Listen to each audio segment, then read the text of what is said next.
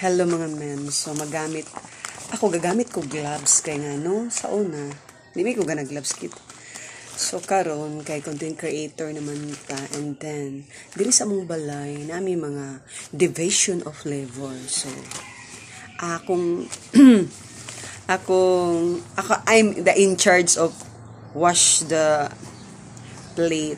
O, diba? Mga plato, baso, kutsara, guban pa, mga gamit na to sa balay. So, it's time to the rescue. So, gamit ko og gloves. Ngano, matingala mo nga gamit ko gloves, no? So, ang purpose ani mga mems, diba? Hago man atong kamot sa sigig, cellphone. So, ang atong kamot, maugat-ugatan na. O magsigi kag kuan sa tubig.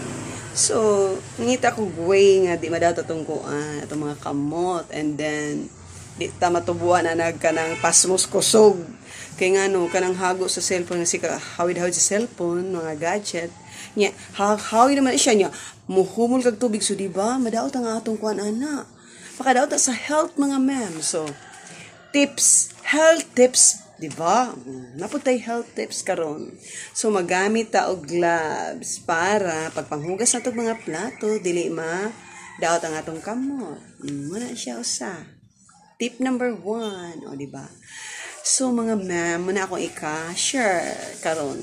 Kaya ako man na may lunch, and then, ako may in-charge lagi, so, muna akong buhaton karon. So, babo for a while, mga ma'am, kay, manghugas sa tagplato, kay di man ta dirikuan, senyorita. Kay kinahanglan gid sa balay nato. Amo sa inyong balay na ba mo'y division of labor?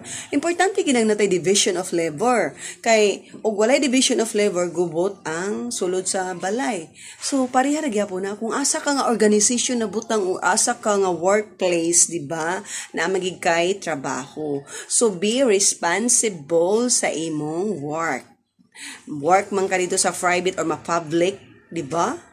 Or bisag asa nga organization, ma-religious organization or non-organization or naka sa inyong balay. So, family first gid. So, kung unsa ka sa inyong family, mo reflect na kung unsa ka outside. Diba?